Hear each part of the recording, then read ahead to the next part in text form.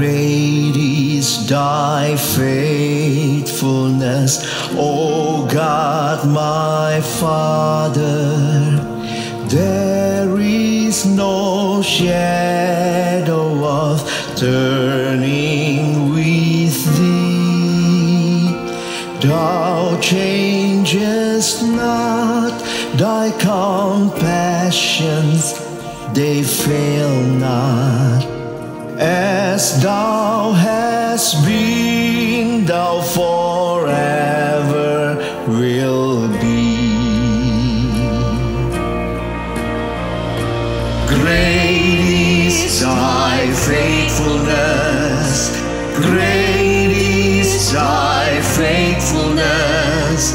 Morning by morning, new mercies I see. All I have needed, thy hand hath provided. Great is thy faithfulness, Lord, unto me.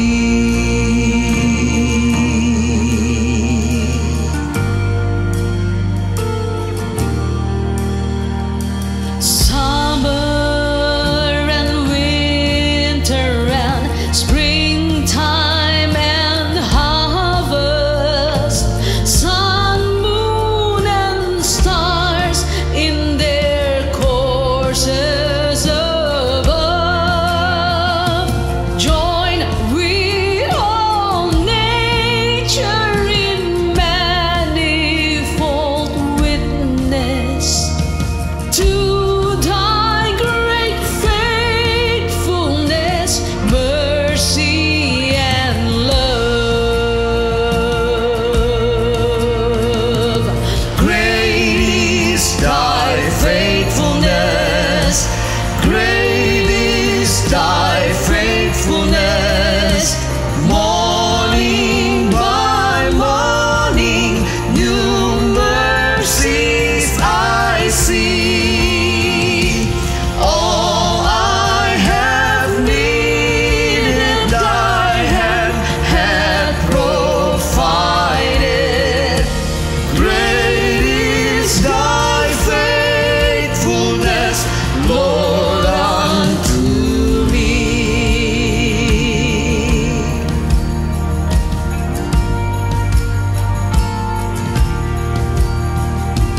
Pardon for sin and the peace that endureth. Thine own dear presence to cheer and to guide. Strength for today and bright hope for tomorrow. Blessings of mine with 10,000 beside. Great is thy faithfulness, great is thy faithfulness. Morning by morning, new mercies I see. All I have needed, thy hand hath provided. Great is thy faithfulness, Lord, unto me.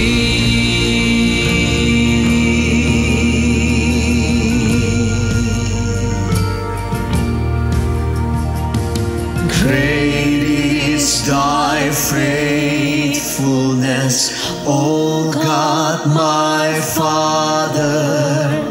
There is no shadow of turning with thee. Thou changest not, thy compassion, they fail not.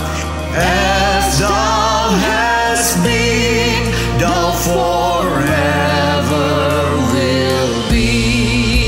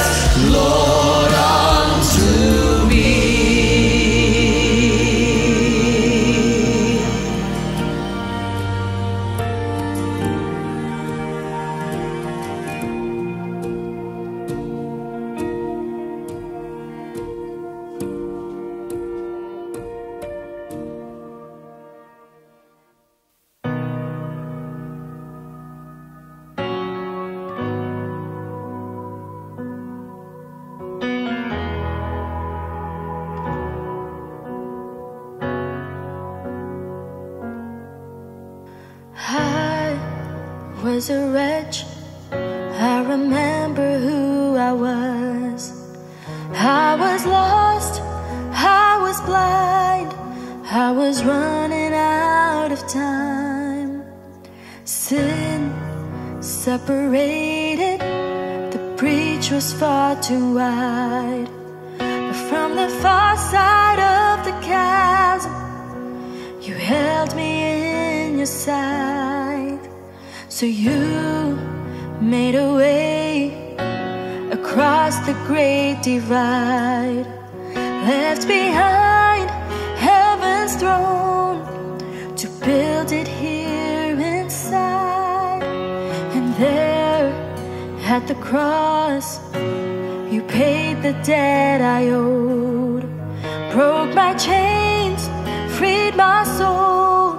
For the first time I had hope. Thank you, Jesus, for the blood applied. Thank you, Jesus, it has washed me white. Thank you, Jesus, you have saved my life, brought me from the darkness into glorious light.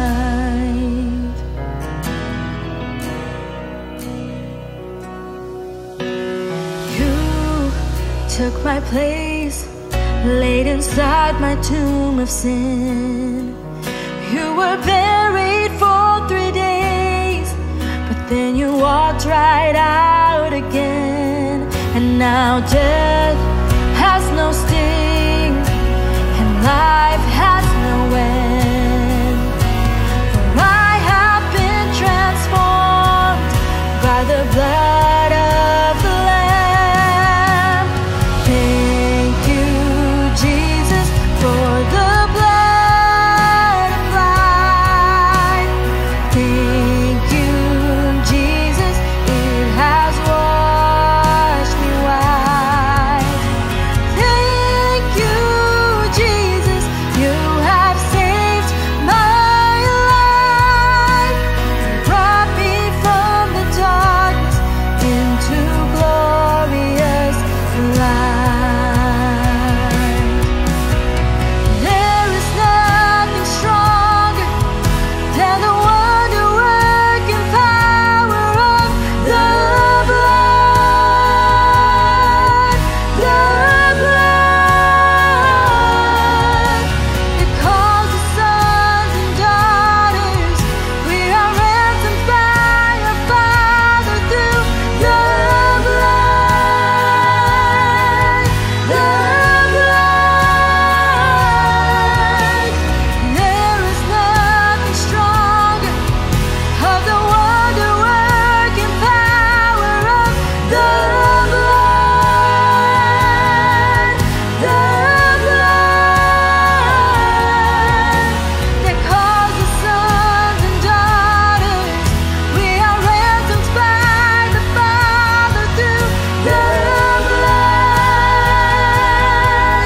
the blood. Thank you, Jesus, for the blood applied.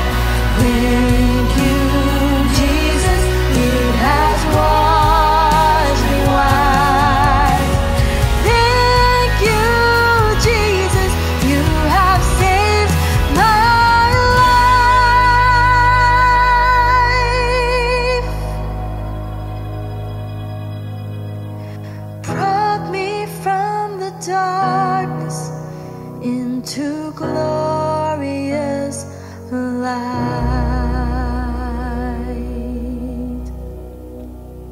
Glory to his name. Glory to his name. There to my heart was the blood applied. Glory to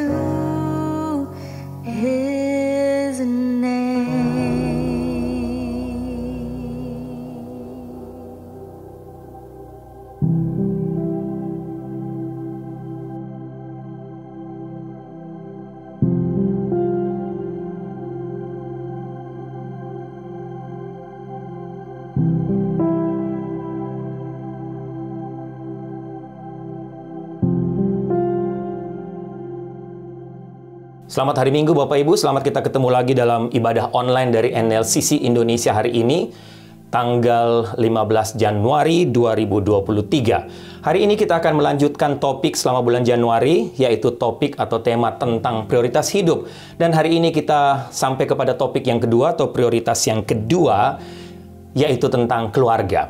Kenapa keluarga ditempatkan sebagai prioritas berikut setelah Tuhan? Khususnya kita sebagai orang percaya. Itulah yang sama-sama akan kita pelajari hari ini melalui beberapa kebenaran firman Tuhan, melalui apa yang saya sudah dapatkan, saya pelajari, bahkan yang juga sudah menjadi berkat buat saya. Kiranya firman Tuhan atau topik hari ini menjadi berkat, menguatkan buat Bapak Ibu, bahkan buat semua keluarga yang juga sedang mengikuti ibadah online hari ini. Baik Bapak Ibu, sebelum kita lebih jauh membaca, merenungkan, mendengar kebenaran firman Tuhan, mari kita tundukkan kepala dan kita berdoa. Tuhan, kami bersyukur berterima kasih karena hari ini, di hari Minggu ini, kami ada waktu dan kesempatan lagi untuk duduk diam, beribadah, memfokuskan perhatian kami kepada Engkau, memuji, menyembah-Mu, dan juga secara khusus mendengarkan suara-Mu lagi melalui kebenaran firman Tuhan hari ini. Doa hamba kiranya firman Tuhan yang akan hamba share, hamba bagikan kepada tiap-tiap Bapak Ibu atau melalui ibadah hari ini yang sudah menjadi berkat menguatkan hamba. Juga menjadi berkat menguatkan untuk semua Bapak Ibu yang sedang mengikuti ibadah online hari ini. Khususnya buat keluarga-keluarga kami. Keluarga dari tiap-tiap kami yang sedang mengikuti ibadah online hari ini. Kalau ada di antara keluarga kami yang memang memerlukan lawatan Tuhan, pemulihan dari Tuhan, Tuhan bekerjalah sehingga firman Tuhan, kebenaran firman Tuhan hari ini benar-benar menjadi berkat buat kami. Benar-benar memulihkan. Benar-benar mujizat Tuhan terjadi ketika Tuhan melawat menjamah tiap-tiap atau keluarga kami masing-masing. Berfirmanlah, bersabdalah Tuhan, karena kami sudah siap untuk mendengarkan suara-Mu. Dalam nama Tuhan Yesus kami berdoa. Amin. Baik Bapak Ibu, ada beberapa kebenaran firman Tuhan yang ingin saya bacakan atau kita lihat sama-sama sebagai landasan dari topik yang kedua hari ini tentang prioritas yang kedua, yaitu keluarga. Mari kita lihat beberapa bagian firman Tuhan. Yang pertama, mari kita lihat Kejadian pasal 2 Bapak Ibu. Bapak Ibu bisa buka Alkitab Bapak Ibu, Kejadian pasal 2, ayatnya yang ke-15. Saya bacakan buat Bapak Ibu. Kejadian pasal 2 ayat 15, demikian firman Tuhan. Tuhan Allah mengambil manusia itu dan menempatkannya dalam Taman Eden untuk mengusahakan dan memelihara taman itu. Kita lanjut ayat-ayat berikutnya. Ayat 16, lalu Tuhan Allah memberi perintah ini kepada manusia. Semua pohon dalam taman ini boleh kau makan buahnya dengan bebas. Tetapi pohon pengetahuan tentang yang baik dan yang jahat itu, janganlah kau makan buahnya. Sebab pada hari engkau memakannya, pastilah engkau mati. Ayat 18, Tuhan Allah berfirman, tidak baik kalau manusia itu seorang diri saja. Aku akan menjadikan penolong baginya yang sepadan dengan dia. Ayat 19, lalu Tuhan Allah membentuk dari tanah segala binatang hutan dan segala burung di udara. Dibawanyalah semuanya kepada manusia itu untuk melihat bagaimana ia menamainya, dan seperti nama yang diberikan manusia itu kepada tiap-tiap makhluk yang hidup, demikianlah nanti nama makhluk itu. 20. Manusia itu memberi nama kepada segala ternak, kepada burung-burung di udara, dan kepada segala binatang hutan. Tetapi baginya sendiri ia tidak menjumpai penolong yang sepadan dengan dia. Perhatikan 21. Lalu Tuhan Allah membuat manusia itu tidur nyenyak. Ketika ia tidur, Tuhan Allah mengambil salah satu rusuk daripadanya, lalu menutup tempat itu dengan daging. Dan dari rusuk yang diambil Tuhan Allah dari manusia itu, dibangunnyalah seorang perempuan. Lalu dibawanya kepada manusia itu. Lalu berkatalah manusia itu, inilah dia tulang dari tulangku, daging dari dagingku. Ia akan dinamai perempuan, sebab ia diambil dari laki-laki. Sebab itu seorang laki-laki akan meninggalkan ayahnya dan ibunya, dan bersatu dengan istrinya, sehingga keduanya menjadi satu daging. Yang berikut Bapak Ibu, mari sama-sama kita lihat Yosua pasal 24 ayat 15. Yosua pasal 24 ayat 15, demikian firman Tuhan. Saya bacakan buat Bapak Ibu. Yosua pasal 24 ayat 15. Tetapi jika kamu anggap tidak baik untuk beribadah kepada Tuhan, pilihlah pada hari ini kepada siapa kamu akan beribadah. Allah yang kepadanya nenek moyangmu beribadah di seberang sungai Efrat, atau Allah orang Amori yang negerinya kamu diami ini.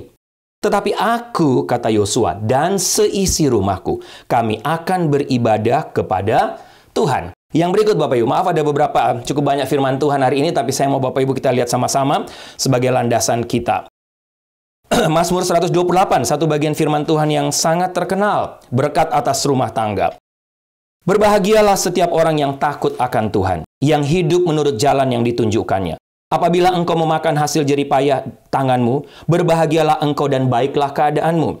Istrimu akan menjadi seperti pohon anggur yang subur dalam rumahmu, anak-anakmu seperti tunas pohon zaitun sekeliling mejamu. Sesungguhnya demikianlah akan diberkati orang laki-laki yang takut akan Tuhan. Kiranya Tuhan memberkati engkau dari Sion, supaya engkau melihat kebahagiaan Yerusalem seumur hidupmu, dan melihat anak-anak dari anak-anakmu. Damai sejahtera atas Israel. Yang terakhir, Bapak Ibu, 2 ayat dari surat Timotius. Mari sama-sama kita lihat 1 Timotius pasal 3. Yang pertama 1 Timotius pasal 3. 1 Timotius pasal 3 ayatnya yang kelima. Jikalau seorang tidak tahu mengepalai keluarganya sendiri, bagaimanakah ia dapat mengurus jemaat Allah? Yang berikut, terakhir, 1 Timotius pasal 5 ayat 8. Tetapi jika ada seorang yang tidak memeliharakan sanak saudaranya, apalagi seisi rumahnya, orang itu murtad dan lebih buruk dari orang yang tidak beriman. Bapak Ibu, sehubungan dengan topik hari ini, dalam mempersiapkan bagian ini, saya sempat membaca sebuah kisah dari seorang pendeta yang menceritakan tentang salah seorang pemuda anggota gerejanya yang diceritakan sangat sukses dalam bisnis. Bahkan saat dia mengenal pemuda ini memang sedang naik daun dalam posisinya dalam pekerjaannya. Dia berasal dari Silicon Valley. Dan berkali-kali mendapatkan promosi kenaikan jabatan, sehingga akhirnya dia pada waktu bertemu dengan pendeta ini, dia menjadi anggota di gereja itu. Dia sedang menduduki salah satu posisi tertinggi, Bapak Ibu. Tapi setelah itu, setelah dia mencapai posisi tertinggi, jabatan terus naik. Satu waktu dia berpikir dan diambil keputusan untuk mengambil cuti 6 bulan. Untuk apa? Dia berpikir, ini waktunya untuk saya fokus kepada keluarga, kepada urusan rohani, urusan spiritual saya, dan juga kesehatan pribadi saya. Bapak Ibu, ketika dia mencapai kondisi yang dimana keluarganya aman, sudah oke, kesehatannya juga sudah membaik, dia juga urusan rohaninya, urusan spiritualnya juga semakin membaik, dia memikirkan untuk mencari pekerjaan lagi, pekerjaan yang baru. Dia ditolong oleh seorang headhunter untuk sebuah perusahaan untuk menolong dia untuk mencarikan pekerjaan yang kira-kira tepat untuk dia. Dan Bapak Ibu diceritakan oleh pendeta ini, headhunter tadi memberikan dia 2 tawaran. Tawaran yang pertama, dia bekerja di salah satu industri yang baru saja mulai naik daun dengan dapat bayaran yang banyak. Tetapi dia diminta untuk bekerja keras, membutuhkan banyak waktu, kira-kira 80 jam per minggu untuk dia bekerja. Bapak, satu perusahaan yang baru naik daun, jadi dia digaji tinggi, tapi dia butuh waktu banyak untuk fokus kepada pekerjaan itu. Sedangkan tawaran yang kedua, dia mendapatkan tawaran dari sebuah raksasa perusahaan company teknologi yang lagi terkenal juga pada waktu itu, tapi dengan bayaran yang lebih sedikit. Tapi memungkinkan si anak muda tadi punya keseimbangan dengan keluarga, dengan juga gereja, dengan pelayanan, karena rupanya dia juga aktif dalam pelayanan di gereja. Dan Bapak Ibu, waktu pendeta ini bertemu dengan dia, anak muda ini katakan, saya kayaknya mau ambil pekerjaan yang kedua, walaupun gaji lebih sedikit, tapi yang penting saya punya keseimbangan dengan family, dengan keluarga saya. Tapi Bapak Ibu, mengejutkan, kata pendeta ini. Beberapa waktu kemudian, dia bertemu lagi dengan anak muda ini, dia kaget. Karena anak muda ini katakan kepadanya, Pak Pendeta, saya change mind. Maksudnya, saya rubah pikiran saya mau ambil pekerjaan yang pertama. Pendeta ini kaget, dan dia tanyakan, boleh saya tanya, kenapa kamu akhirnya berubah pikiran, kamu mengambil pekerjaan yang pertama dengan gaji yang tinggi memang, tapi kamu tidak ada waktu untuk keluarga. Bapak Ibu, pendeta ini terkejutkan anak muda ini katakan, sebuah kebanggaan. Saya kerja dengan gaji sedikit, tapi dengan jabatan yang rendah. Tapi yang pertama, saya gaji banyak, dan jabatan saya adalah seorang direktur utama. Dan itulah yang menjadi kebanggaan, itu yang saya cari. Saya tidak mau mendapatkan gaji, sebenarnya masalah saya bukan pada gaji sedikit, kata anak muda tadi, tapi kepada posisi, kepada jabatan. Betapa rendahnya saya ketika saya mendapatkan satu pekerjaan yang baru, tapi saya mendapatkan posisi yang lebih rendah dari pekerjaan saya yang lalu. Sehingga saya memilih yang pertama karena sebuah kebanggaan. Bagi saya, itulah kebanggaan buat saya dikenal oleh orang. Karena saya mendapatkan satu posisi, satu jabatan yang sangat tinggi di perusahaan itu. Dan Bapak Ibu, pendek cerita, akhirnya anak muda tadi bekerja 80 jam seminggu. Dan harus meninggalkan keluarganya. Karena apa?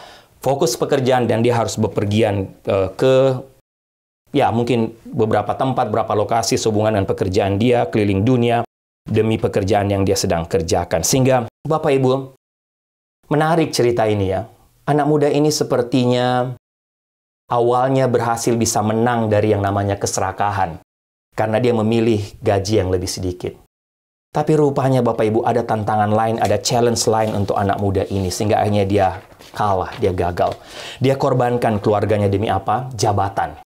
Demi posisi, demi kebanggaan. Bapak Ibu, inilah cara kerja dosa. Sebenarnya sama-sama dosa, tapi hanya dengan cover yang berbeda. Kadang-kadang kita bisa menang mungkin dengan keserakahan, tapi kita tidak bisa menang dengan kesombongan. Kadang-kadang kita bisa menang dengan uang, tapi kita tidak bisa menang dengan apa? Pujian, dengan jabatan, dengan posisi, dan lain sebagainya. Sama, dalam dunia cinta ada sebuah istilah, cinta bisa saja beralih ke lain hati. Nah, Bapak Ibu, dalam situasi seperti ini, kita benar-benar membutuhkan kekuatan dari Tuhan ketika kita diperhadapkan dengan pilihan-pilihan seperti ini. Kalau tidak, cinta kita akan beralih. Kita mungkin bisa menang dengan dosa yang lain, tapi yang dosa lain mengintai kita. Sehingga Bapak Ibu, bagi saya ilustrasi ini juga menjadi pengingat kepada kita, reminder akan keterkaitan kita, keterikatan kita dengan sebuah idola, atau dengan idola kita, yang Ibu Sarah sudah singgung minggu yang lalu. Dan ini yang saya sebut sebagai jaringan dosa, Bapak Ibu. Itu contoh cerita, Bapak Ibu, ya, kegagalan seorang anak muda. Dia akhirnya gagal untuk memprioritaskan keluarganya. Fokus kepada keluarga demi jabatan, demi posisi. Banyak orang demi uang, demi karir, dan lain sebagainya. Bapak Ibu, hari ini kita melanjutkan tentang prioritas. Apa itu prioritas sebenarnya? Bicara soal prioritas, prioritas itu sebenarnya adalah hal-hal yang kita utamakan atau kita dahulukan. Dengan kata lain, Bapak Ibu, prioritas merupakan cerminan dari nilai hidup akan hal-hal, nilai hidup kita akan hal-hal yang kita anggap penting. Menarik, saya membaca tulisan dari A.W. Tozer memaparkan 7 hal yang merefleksikan nilai-nilai hidup dan komitmen yang kita anut. Dan saya kira jawaban yang jujur atas pertanyaan-pertanyaan berikut ini yang disampaikan oleh A.W. Tozer bisa menolong kita memeriksa dan menetapkan prioritas kita. Kita bisa mendapat gambaran kira-kira apa yang menjadi prioritas kita sekarang. Saya bacakan secara cepat 7 pertanyaan ini. Bapak Ibu bisa dengarkan, Bapak Ibu tanyakan kepada diri Bapak Ibu. Yang pertama, apa yang paling Bapak Ibu inginkan? Kedua, apa yang paling sering Bapak Ibu pikirkan? Yang ketiga, bagaimana kita menggunakan uang kita lebih banyak? Untuk siapa? Untuk apa? Yang berikut, apa yang kita lakukan pada waktu-waktu senggang dalam hidup kita? Yang berikut, teman-teman seperti apakah yang kita nikmati kehadirannya dalam hidup kita? Keenam, siapakah dan apakah yang sangat kita kagumi atau yang paling kita kagumi dalam hidup ini? Dan yang terakhir, kata A.W. Tozer, hal-hal apakah atau siapakah yang kita tertawakan? Bapak Ibu bisa lihat atau ulang kembali 7 pertanyaan tadi. Tapi ingat, hidup kita berisi sederet pilihan. Bagaimana kita memilih dan apa yang dipilih akan menentukan kehidupan yang Bapak, Ibu, dan saya jalani. Sayangnya, sekali lagi, ada begitu banyak orang yang menjalani hidup tanpa pemahaman yang benar tentang bagaimana seharusnya dia memilih. Kita mesti belajar sistem prioritas yang benar, tentunya secara khusus menurut Alkitab, menurut firman Tuhan, agar kita bisa menentukan pilihan yang tepat dalam hidup kita. Untuk itu Bapak Ibu, sekali lagi, mari kita sama-sama, kita perlu kembali ke firman Tuhan, kepada apa yang Tuhan katakan dalam firman-Nya, dalam Alkitab. Kita mau sama-sama belajar. Oke, sekarang kita sampai kepada topik yang kedua, prioritas Bapak. Prioritas yang kedua itu tentang family, tentang keluarga. Saya ada punya beberapa pertanyaan Bapak Ibu untuk Bapak Ibu renungkan sebagai pengantar khotbah ini. Ya, sebelum kita lihat lebih jauh. Yang pertama, setelah Tuhan, Ibu Sarah sudah sampaikan ya minggu lalu, kalau tentang prioritaskan Tuhan, Tuhan nomor 1, Tuhan yang pertama Bapak Ibu, itu nggak bisa dibantah, nggak bisa diganggu gugat, sudah pasti. Tapi setelah Tuhan, kira-kira menurut Bapak Ibu, siapa atau apakah yang seharusnya menjadi prioritas Bapak Ibu dan saya? Apa saja menjadi prioritas berikut? Gereja, pelayanan, pekerjaan, kerja keras, atau family, atau keluarga. Kedua, apa jawaban kita atas pertanyaan yang pertama? Apa jawaban Bapak Ibu? Tanyakan kepada diri Bapak Ibu, kenapa Bapak Ibu pilih itu? Macam-macam teori dan usulan Bapak Ibu dari berbagai sumber, para pakar, termasuk para penulis Kristen dan hamba Tuhan, tentang mana yang harus kita tempatkan setelah Tuhan. Yang ketiga, bicara soal keluarga Bapak Ibu. Waktu Bapak Ibu pacaran, tolong ingat, mulai jatuh cinta kepada seseorang. Apa tujuan Bapak Ibu pacaran? Waktu Bapak Ibu jatuh cinta kepada seseorang, apa tujuannya? Dan kemudian ketika Bapak Ibu yakin bahwa ini pasangan saya, ini yang harus jadi nantinya jadi suami, jadi istri. Waktu Bapak Ibu memutuskan untuk menikah dan berkeluarga, pertanyaannya, apa tujuan Bapak Ibu menikah? Apa tujuan Bapak Ibu berkeluarga? Ini pertanyaan penting sebagai dasar dari pelajaran hari ini. Dan yang terakhir, mungkin Bapak Ibu agak lucu, tapi maaf, pertanyaan ini penting. Menurut Bapak Ibu, apa perbedaan? Baca penciptaan tadi, Tuhan menciptakan para binatang, Tuhan juga ciptakan manusia. Apa perbedaan menurut Bapak Ibu? Manusia menikah, manusia kawin, beranak cucu. Apa perbedaannya dengan binatang kawin? Ya, kita nggak pernah sebut binatang menikah, tapi binatang kawin kemudian beranak pinak. Apa bedanya? Bapak Ibu, saya secara pribadi setelah menjadi orang percaya, terima Tuhan Yesus sebagai Tuhan dan Juru Selamat. Mengalami kelahiran kembali, saya sudah cerita kepada Bapak Ibu berulang kali waktu kelas 5 SD. Melayani Tuhan, kuliah di sekolah teologi di Institut Injil Indonesia.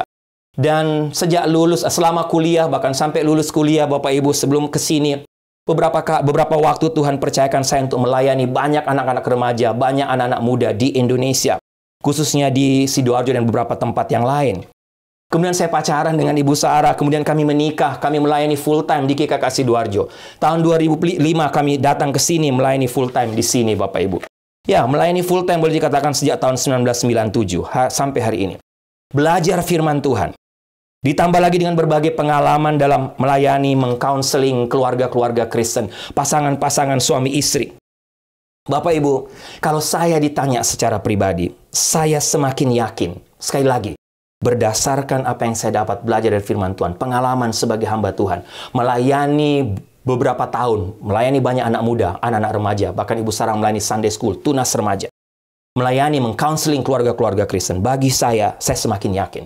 Prioritas kita yang berikut yang harus kita tempatkan setelah Tuhan adalah keluarga kita sendiri. Family.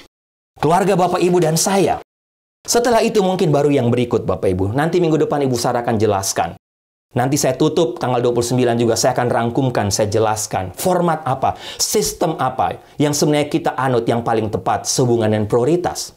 Apakah hierarki 1, 2, 3, 4? Ataukah Tuhan utama sehingga kita bisa memprioritaskan hal-hal yang benar? Kita akan belajar sama-sama selama bulan ini Bapak Ibu. Tapi mari kita fokus kepada topik yang kedua tentang keluarga. Ada beberapa kebenaran, ada beberapa pokok penting Bapak Ibu ingin saya share, sampaikan kepada Bapak Ibu sehubungan dengan topik ini. Khususnya, sekali lagi, berdasarkan pengalaman yang Tuhan izinkan, berdasarkan belajar Alkitab, belajar firman Tuhan, bahkan juga dalam pengalaman langsung sebagai ayah, sebagai suami, dalam keluarga saya sendiri. Pokok yang pertama, Bapak Ibu, semua dengan prioritas ini. Apa dasar pemikiran saya dan alasan saya, sehingga saya katakan tadi bahwa saya secara pribadi semakin yakin. Setelah Tuhan, atau kalau kita memprioritaskan Tuhan, menempatkan Tuhan di atas segalanya, saya yakin kita akan menempatkan keluarga kita sebagai prioritas yang berikut. Paling tidak ada dua alasan Bapak Ibu bagi saya secara pribadi ya, pemikiran saya dan alasan saya pribadi. Yang pertama, alasan atau pemikiran berdasarkan fakta, bukti-bukti dalam pelayanan counseling. Salah satu tren yang cukup mengganggu saya sebagai hamba Tuhan selama ini Bapak Ibu yang saya saksikan dalam pelayanan, berasal dari mana? Berasal dari keluarga atau pasangan-pasangan suami istri, termasuk keluarga-keluarga hamba Tuhan yang sejawat dengan saya, keluarga-keluarga pendeta yang akhirnya harus mengabaikan keluarga mereka demi karir, demi pekerjaan, demi pelayanan, demi gereja mereka, demi mengembangkan gereja mereka. Bapak Ibu, contoh saya pernah bertemu waktu di Indonesia dengan seorang istri pendeta di Indonesia, memimpin satu gereja yang cukup besar di salah satu kota di Indonesia. Saya ingat pada waktu itu suaminya sedang terbaring sakit keras di tempat tidur. Tapi Bapak Ibu, waktu saya sempat bertemu dengan istri dari pendeta, mereka berdua sama-sama pendeta. Terus saya kaget karena suaminya lagi terbaring sakit, tapi saya lihat istrinya sibuk pelayanan. Bahkan waktu saya temui, waktu saya datang mau mendoakan, istrinya katakan, izin Pak Riki, saya harus ada pelayanan yang lain yang harus saya tangani sekarang. Terus saya katakan, Tante, kenapa tidak tinggal dengan Om? Dan istri pendeta itu katakan, Pak Riki, saya harus mengutamakan pelayanan. Karena kalau saya mengutamakan pelayanan, suami saya pasti akan diurus oleh Tuhan. Bapak Ibu, benar atau tidak, mari sama-sama kita lihat. Bapak Ibu, bagi saya, bagi beberapa orang, kesibukan dan jam kerja yang panjang adalah tanda seorang ayah atau ibu pendeta yang sukses. Mungkin.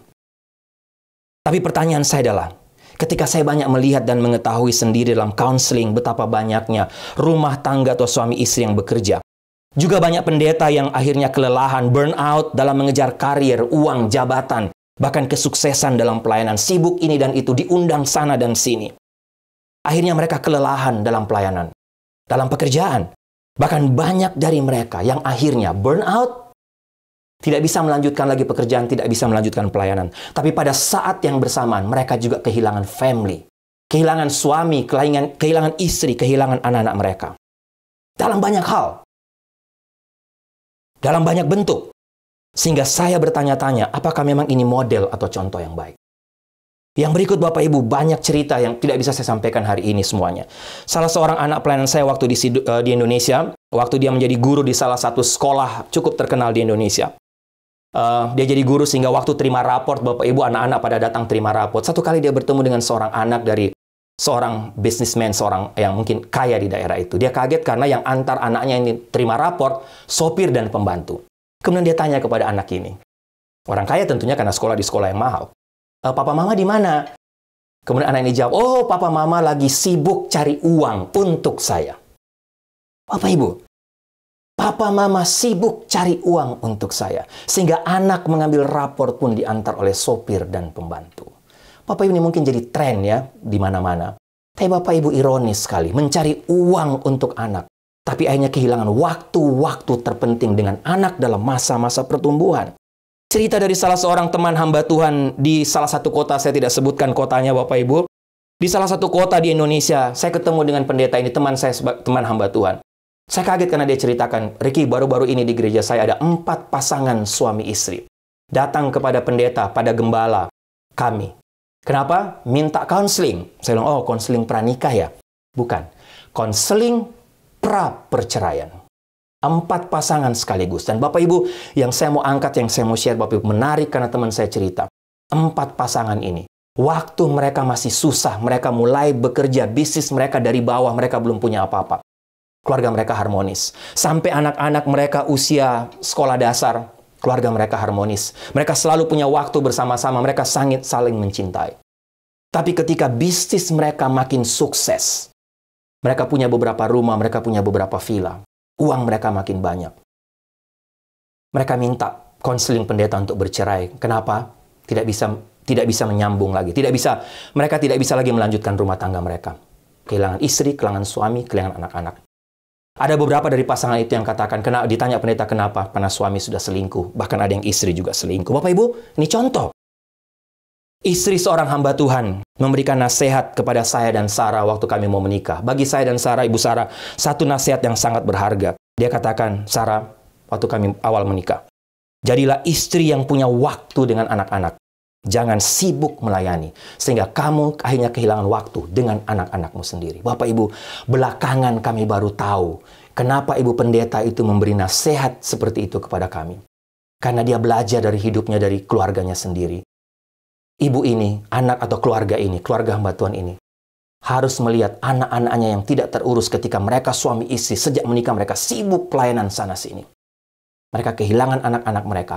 Anak-anak mereka tidak terurus, bahkan banyak atau beberapa dari anak mereka terlibat dalam drugs dan narkoba. Bapak Ibu, banyak contoh yang lain. Terakhir, survei waktu Ibu Sarah menjadi pembina tunas remaja di salah satu gereja di Indonesia. Hampir sebagian besar diberi kesempatan untuk melayani tunas remaja. Kemudian di satu gereja, kemudian Ibu Sarah memberi survei singkat sebelum dia berkhotbah, Bapak Ibu. Dia katakan, Ibu Sarah surveinya sebelum dia berkhotbah sebagai introduksi. Siapa yang paling kalian benci dalam hidup kalian? Bapak Ibu, Ibu Sarah sampaikan kepada saya, dia kaget dengan hasil survei 60-70%. Dari hasil survei anak-anak umur kalau nggak salah 5 SD, 6 SD, 1 SMP, 2 SMP. Apa jawaban mereka, Bapak Ibu? Yang paling saya benci dalam hidup saya adalah orang tua saya sendiri. Papa mama saya. Bu Sarah tanya, kenapa? Mereka bilang, karena papa mama saya sibuk ini, sibuk itu, keluar sana, keluar ini. Kerja, tapi kami tidak punya waktu bersama. Bapak Ibu, itu alasan saya secara pribadi dan juga berdasarkan beberapa fakta dalam pelayanan. Sekarang, mari kita lihat lebih jauh. Alasan yang berikut. Pemikiran atau alasan pemikiran berdasarkan apa kata Tuhan, atau apa kata kitab suci dari beberapa firman Tuhan yang saya sudah baca kepada Bapak Ibu tadi. Bapak Ibu, menurut saya sekali lagi harus kita akui ya, kita telah melewati atau mungkin masih tapi telah melewati masa-masa dari global pandemic selama 2,5 tahun, hampir 3 tahun. Tapi Bapak Ibu, harus kita akui global pandemic dalam hampir 3 tahun belakangan ini telah menjungkir balikkan kehidupan sebagian besar dunia. Kenapa Bapak Ibu?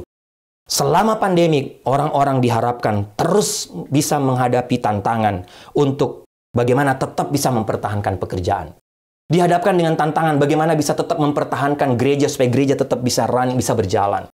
Dan yang terpenting selama global pandemic, kita juga ditantang untuk bagaimana caranya supaya bisa tetap mempertahankan keluarga saya. Kenapa Bapak Ibu? Harus diakui sebagian besar keluarga di Amerika memang hanya menghabiskan beberapa jam bersama keluarga mereka karena sibuk dengan pekerjaan mereka. Waktu-waktu bersama keluarga mereka adalah waktu-waktu sisa yang mereka berikan kepada pasangan ataupun anak-anak mereka di tengah segudangnya kesibukan mereka. Sehingga waktu global pandemic, Bapak Ibu, mau tidak mau bekerja di rumah, Bapak Ibu, berubah. Karena apa? Mau tidak mau, harus bersama-sama dengan keluarga. Harus ada di rumah bersama dengan anak-anak. Dan survei membuktikan, Bapak Ibu, karena memang dulunya sudah tidak pernah punya waktu dengan anak, dengan istri, suami. Sehingga selama global pandemic, kumpul di rumah bukan justru membaik, tapi tingkat depresi, tingkat stres suami istri termasuk anak-anak makin tinggi. Karena mereka bilang justru mereka ada bersama di rumah itu menjadi neraka Bapak Ibu. Kenapa? Karena memang mereka sudah tidak punya waktu lagi. Sehingga selama ini boleh dikatakan rumah, saya pakai istilah rumah hanya seperti airport yang menjadi landasan untuk mendarat dan terbang lagi. Rumah seperti airport, seperti hotel, nginap 1 malam, 2 malam, keluar. Seperti landasan terbang, mendarat, terbang lagi. Itu yang terjadi Bapak Ibu. Tapi Bapak Ibu, akhirnya keluarga menjadi momok. Keluarga bukan menjadi rumah atau keluarga bukan lagi menjadi tempat happy, tempat sukacita, tapi neraka. Itulah yang menjadi alasan sekarang Bapak Ibu semakin banyak orang menunda untuk menikah. Semakin banyak orang ingin punya anak lebih sedikit. Kenapa? Mereka rasa stres. Bagi mereka anak itu beban, bukan berkat. Saya nggak suruh juga Bapak Ibu punya anak 10, 12. Sekarang ini Bapak Ibu di zaman sekarang, apalagi ekonomi makin susah. Di Amerika telur juga makin, telur aja sudah habis Bapak Ibu. Aduh kalau 12 anak. Tapi ada seorang hamba Tuhan, seorang teman katakan gini. Dikasih 2 anak, 1 anak, Tuhan berkati 1 anak. Tuhan kasih 2 anak, Tuhan berkati 2 anak. Tuhan kasih 5 anak, Tuhan berkati 5 anak. Tuhan kasih 12 anak, itu semua berkat. Tuhan pasti juga akan cukupkan dan memberkati 12 anak. Satu sisi betul Bapak Ibu. Tapi Bapak Ibu yang pasti, Alkitab sangat jelas. Berkat mengatakan kepada kita Bapak Ibu, bicara soal keluarga. Alkitab jelas mengatakan bahwa pernikahan adalah panggilan paling mendasar bagi manusia. Bapak Ibu bisa baca Kejadian 2 ayat 18. Bapak Ibu. Setelah Allah menciptakan dunia ini dan segala isinya, Allah menciptakan apa? Manusia. Allah menciptakan institusi rumah tangga, keluarga. Alkitab secara konsisten menggunakan pernikahan dan melahirkan anak, beranak cucu sebagai lambang berkat. Bapak Ibu bisa lihat dalam Mazmur 113 ayat 9, Mazmur 128 yang saya bacakan tadi ayat 3-4. Bahkan Bapak Ibu lihat perjanjian lama dimulai dengan gambaran suami istri. Dimulai dengan gambaran laki-laki dan perempuan sebagai gambar Allah, gambar dan rupa Allah. Perjanjian baru diakhiri dengan pesta pernikahan secara simbolis. Sehingga Bapak Ibu lihat, kalau Bapak Ibu pelajar Alkitab, mulai dari Tuhan menciptakan dunia ini, menciptakan manusia, dari Kejadian sampai Wahyu, Tuhan benar-benar mengingatkan kita. Pernikahan, keluarga, rumah tangga adalah satu panggilan yang paling mendasar dari kita manusia. Bahkan Alkitab juga menunjukkan kepada kita Bapak Ibu bahwa keluarga kita itu adalah sekolah pertama pelatihan rohani dari manusia. Keluarga menjadi sekolah paling pertama untuk kita menghasilkan anak-anak yang kuat, yang matang secara rohani. Sekali lagi, keluarga Alkitab katakan sebagai sekolah pertama pelatihan rohani. Bahkan, Bapak Ibu baca, Ulangan pasal 6, 7-8, memerintahkan orang tua untuk menjadikan hal-hal tentang Allah sebagai topik percakapan dan kehidupan tiap-tiap hari, tiap-tiap saat. Bapak Ibu lihat, itu kata firman Tuhan, alasan pemikiran dari apa kata Tuhan. Apa kata firman Tuhan. Sehingga Bapak Ibu dalam bagian ini Bapak Ibu, saya melihat Alkitab begitu menekankan tentang pentingnya keluarga. tentang bagaimana pentingnya kita memprioritaskan keluarga. Alkitab tampaknya menunjukkan bahwa pelayanan atau pekerjaan apapun itu, termasuk seorang hamba Tuhan, itu harusnya berada di tempat yang berikut setelah keluarganya. Karena apa Bapak Ibu? Bapak Ibu bisa lihat, keluarga sukses, seorang bisnismen yang sukses, pekerja yang sukses, itu adalah dampak akibat karena keluarganya yang sukses. Karena dia mendapatkan support, dukungan dari keluarganya. Bapak Ibu, Alkitab menuliskan beberapa hal yang saya ingin sampaikan kepada Bapak Ibu dari 1 Timotius pasal 3, pasal 5 tadi. Jelas, Paulus katakan, mengabaikan keluarga sama dengan orang yang tidak beriman. Paulus mensejajarkan seorang kepala rumah tangga yang mengabaikan rumah tangganya, mengabaikan keluarganya. Dia sejajarkan atau dia samakan dengan orang yang murtad, orang yang tidak beriman. Bapak Ibu bisa dalam perjanjian lama, Keluaran pasal 20, Ulangan pasal 6 ayat 7. Tuhan jelas katakan, memprioritaskan keluarga adalah salah satu perintah terbesar dalam hukum Taurat. Dalam perintah Tuhan, Keluaran 20, Ulangan pasal 6. Bapak Ibu bisa baca di rumah. Yang berikut, Alkitab jelas katakan, 1 Timotius pasal 3, 4-5 tadi. Memprioritaskan keluarga adalah prasyarat atau dasar kesuksesan dari pekerjaan kita, bahkan juga dari pelayanan kita, Bapak Ibu. Sekali lagi, Alkitab katakan, ingat pokok ini. Mengabaikan keluarga, Paulus atau Alkitab samakan dengan orang yang murtad, tidak beriman. Memprioritaskan keluarga adalah salah satu perintah terbesar dalam hukum Taurat, dalam kitab suci. Dan memprioritaskan keluarga adalah dasar, adalah prasyarat dari kesuksesan sebuah pelayanan atau juga pekerjaan kita. Bapak Ibu, yang berikut. Sini saya tutup atau terakhir Bapak Ibu, menurut saya setelah kita belajar dari kitab suci, apa kira-kira tindakan atau langkah praktis yang harus Bapak Ibu dan saya kita kerjakan sebagai tanda bahwa kita memprioritaskan keluarga kita? Sekali lagi, ini yang saya dapatkan, tidak pengalaman dalam hidup saya dan keluarga saya sendiri, tapi juga dalam melihat firman Tuhan. Bapak Ibu, sebelum saya sampaikan dan Bapak Ibu bisa lihat usulan saya atau tips ini, langkah praktis. Ingat, sampai Tuhan Yesus datang kembali, pekerjaan atau pelayanan tidak akan pernah selesai. Selalu ada orang lain untuk dijangkau, bicara soal pelayanan. Selalu ada pengkhotbah lain yang akan memberitakan berita keselamatan. Demikian juga dengan pekerjaan kita, di kantor atau dalam bisnis, dalam bentuk apapun. Selalu Bapak Ibu akan terus ada, tidak pernah stop. Tapi jangan lupa, waktu-waktu dengan istri, dengan suami, waktu-waktu dengan anak-anak kita, ada limit, ada batas. Satu waktu mereka akan pergi, mereka akan meninggalkan kita, mereka akan menikah dan lain sebagainya. Sehingga ketika kita membiarkannya Bapak Ibu, kalau kita fokus kepada pekerjaan pelayanan, kita banyak menghabiskan waktu di sana. Kalau kita biarkan itu terjadi terus-menerus, maka pekerjaan dan pelayanan kita akan menyita seluruh waktu kita. Keluarga kita lah selalu yang menjadi korbannya. Jadi tugas Bapak Ibu dan saya, melalui topik ini mari sama-sama kita evaluasi.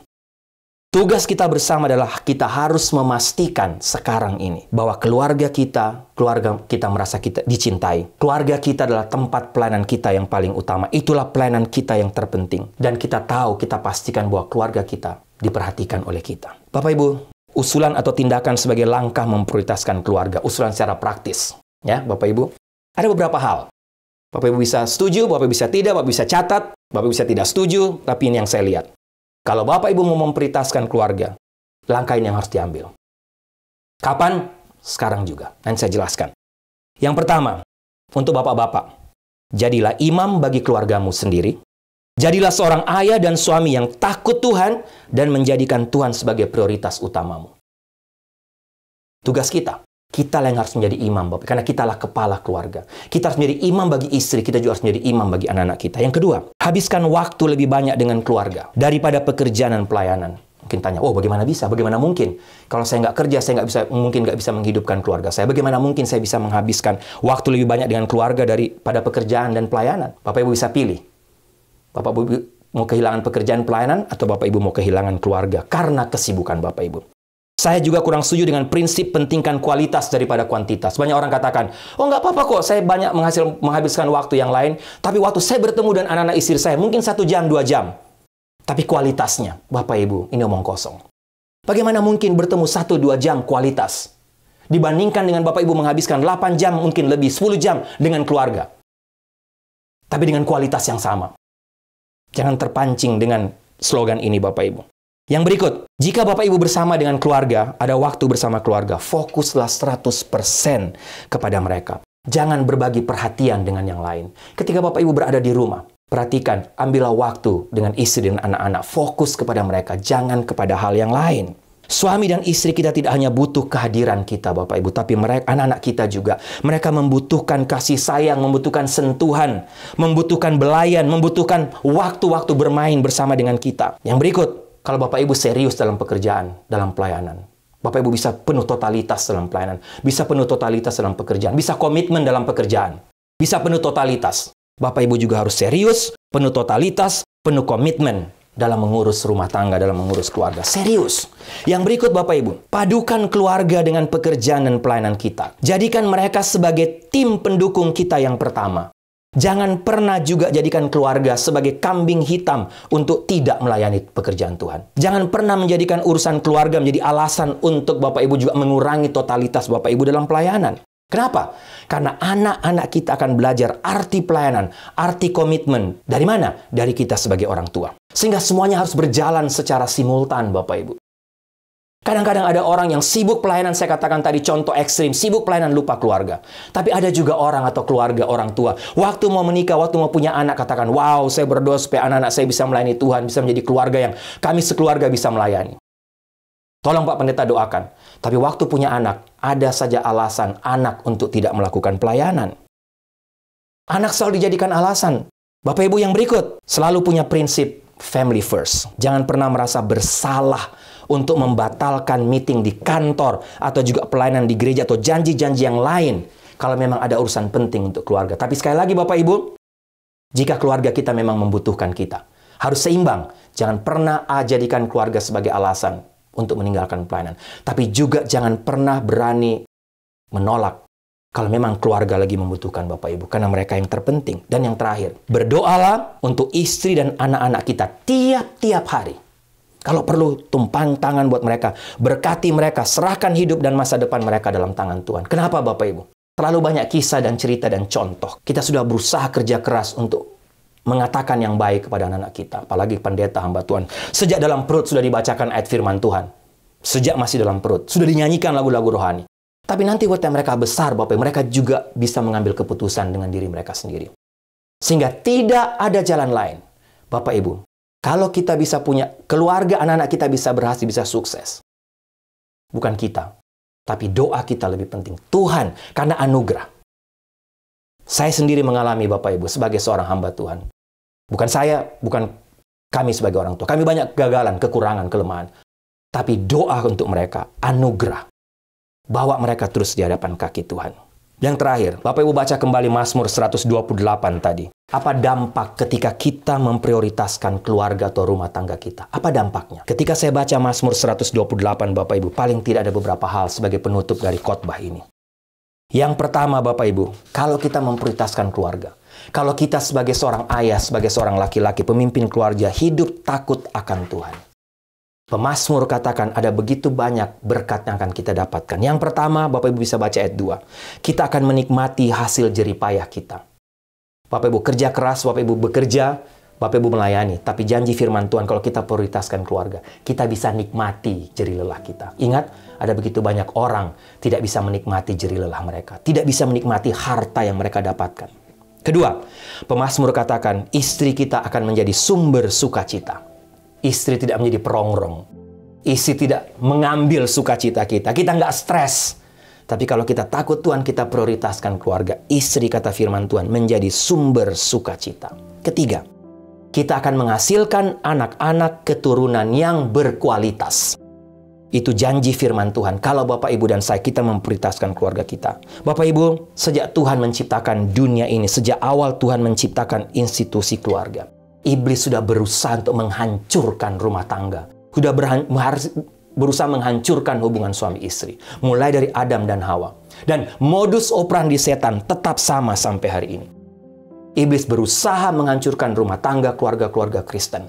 Sehingga kita tidak menghasilkan anak-anak yang berkualitas, yang efektif, keturunan yang berkualitas. Tapi justru sebaliknya. Bapak Ibu, Tuhan ingin ketika kita berkeluarga, istri, suami, dan anak-anak kita justru datang atau hadir dalam dunia ini untuk mengefektifkan pekerjaan Tuhan dunia ini.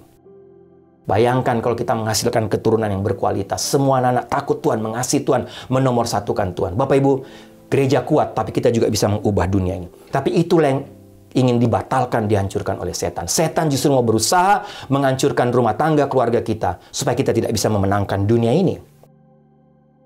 Yang berikut Bapak Ibu, firman Tuhan terakhir katakan, kita atau rumah tangga kita akan diberkati dengan kebahagiaan dan damai sejahtera seumur hidup kita. Sekali lagi Bapak Ibu lihat Mazmur 128. Kebahagiaan dan damai sejahtera yang mungkin tidak dimiliki oleh orang-orang berduit dan terpopuler seantero jagat raya ini. Tapi kebahagiaan, firman Tuhan katakan, kebahagiaan dari Yerusalem, damai sejahtera dari Sion. Sehingga Bapak Ibu, bukan soal miskin atau kaya, bukan soal semua doa dijawab, bukan soal ada mujizat atau tidak, tapi lebih bicara kepada masalah iman kita kepada Tuhan. Saya yakin sekali lagi, ketika Bapak Ibu dan saya mengutamakan keluarga, rumah tangga, menjadikan keluarga kita sebagai pelayanan kita paling pertama dan utama, Bapak Ibu, kita akan melihat berkat yang begitu luar biasa dari Tuhan. Saya mau tutup khotbah saya Bapak Ibu dengan satu tulisan yang saya baca. Terakhir Bapak Ibu ya, ada seorang hamba Tuhan bernama Marty Wilkins menuliskan, ada 10 hal penting yang sangat diinginkan oleh anak-anak masa kini dari orang tua atau dari ayahnya khususnya. Menarik. Yang pertama, bermain kejar-kejaran atau gulat-gulatan bersama mereka. Kedua, tertawa terpingkal-pingkal hingga menangis bersama mereka. Ketiga, membuat kesalahan tapi menjadikan kesempatan untuk belajar bersama dan anak-anak. Mengajak mereka mengikuti pertandingan mungkin football, baseball, basketball, atau konser musik bersama. Habiskan waktu bersama mereka. Itu yang anak-anak inginkan, anak-anak masa kini inginkan, kata Marty Wilkins. Yang berikut, anak-anak ingin orang tuanya atau ayahnya mengasihi mereka setiap saat. Bukan hanya waktu-waktu sisa. Anak-anak menginginkan mendengarkan mereka dari hati ke hati, ada waktu bersama dengan mereka. Bercerita kepada mereka, mendengarkan mereka bercerita.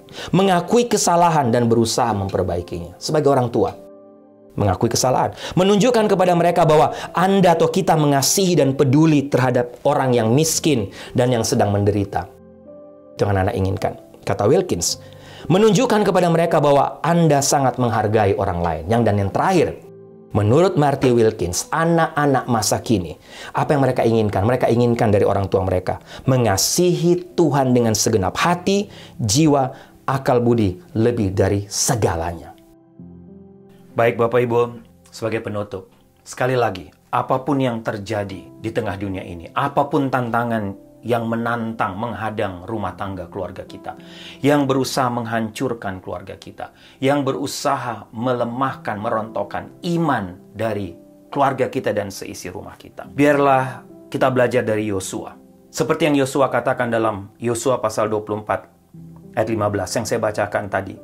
Tetapi jika kamu anggap tidak baik untuk beribadah kepada Tuhan, pilihlah pada hari ini kepada siapa kamu akan beribadah. Allah yang kepadanya nenek moyangmu beribadah di seberang sungai Efrat, atau Allah orang Amori yang negerinya kamu diami ini. Tetapi aku dan seisi rumahku, kami akan beribadah kepada Tuhan.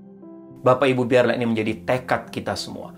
Tekad dari keluarga kita. Sekali lagi, apapun tipu daya setan, cara setan yang berusaha menghancurkan keluarga kita, mari dengan suara bulat, dengan tekad, kita pegang apa kata Yosua. Biarlah aku dan seisi rumahku, kita dan semua keluarga kita tetap beribadah kepada Tuhan saja. Tetap menyembah Tuhan saja. Tetap beriman kepada Tuhan saja. Iman kita, iman keluarga kita, jangan sampai tergoncangkan. Mari kita tundukkan kepala, kita berdoa Bapak Ibu. Tuhan, terima kasih untuk firman-Mu. Mungkin hamba menyampaikannya dengan terbatas karena kebenaran tentang family, kebenaran tentang keluarga, ini satu pelajaran dalam Alkitab yang begitu mendalam. Tapi Tuhan, kami juga sadar bahwa sejak Taman Eden, iblis berusaha untuk menghancurkan rumah tangga Kristen. Berusaha menghancurkan pasangan-pasangan Kristen. Sehingga akhirnya tidak menghasilkan keturunan atau anak-anak di masa yang akan datang yang berkualitas, yang hidup takut Tuhan, yang juga memprioritaskan Tuhan, yang juga bisa survive di tengah tantangan-tantangan dunia ini. Iblis berusaha untuk keluarga Kristen tidak semakin efektif dalam pekerjaan Tuhan dengan berbagai macam cara. Tapi Tuhan, hamba berdoa, kiranya melalui kebenaran firman Tuhan yang hamba mungkin sampaikan sederhana atau mungkin tidak terlalu mendalam dengan waktu dan poin-poin tadi, tapi hamba berdoa Roh Kudus bekerja. Hamba mau berdoa untuk tiap-tiap rumah tangga, keluarga yang mungkin menonton ibadah ini secara online.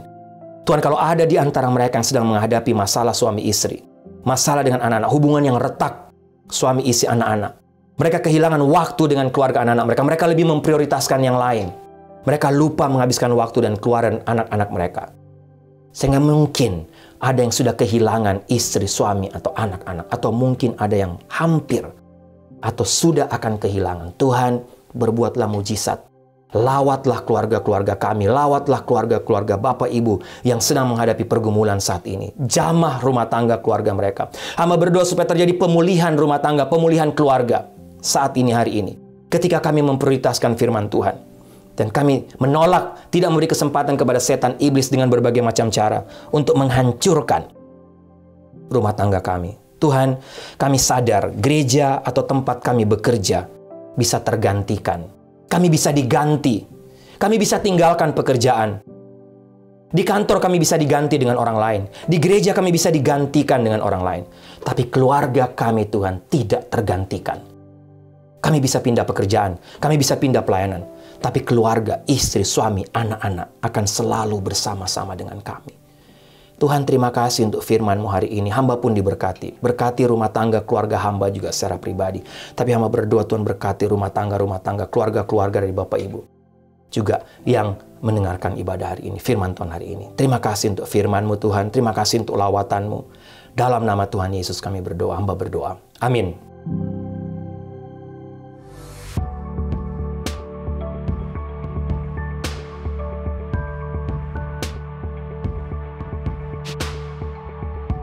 Baik Bapak Ibu, doa saya kita semua diberkati lagi oleh kebenaran firman Tuhan hari ini, khususnya tentang prioritas yang kedua, yaitu bagaimana kita memprioritaskan keluarga sebagai orang percaya, sebagai anak-anak Tuhan. Doa saya Bapak Ibu dikuatkan, keluarga Bapak Ibu dilawat oleh Tuhan, mengalami pemulihan dari Tuhan, karena saya secara pribadi juga diberkati oleh kebenaran firman Tuhan hari ini. Kalau ada yang berulang tahun dalam minggu ini, Bapak Ibu bisa lihat di layar atau di screen TV. Baik Bapak Ibu jemaat yang kekasih, tundukkanlah kepalamu, arahkanlah hatimu kepada Tuhan, dan terimalah berkat Tuhan.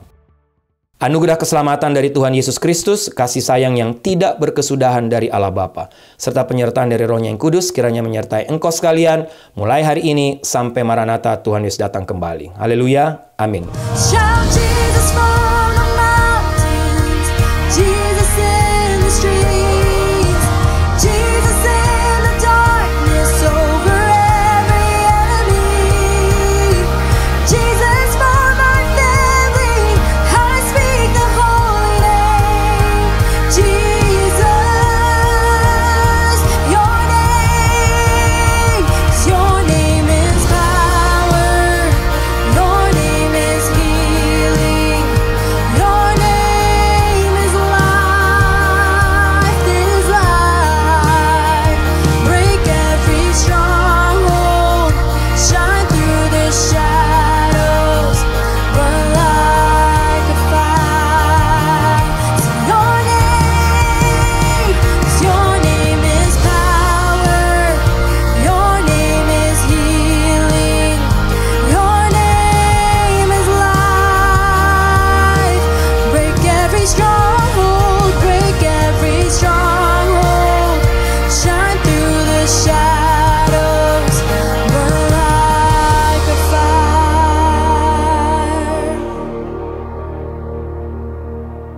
I just wanna speak the name of Jesus over every heart and every mind, 'cause I know there is peace within your presence. I speak Jesus.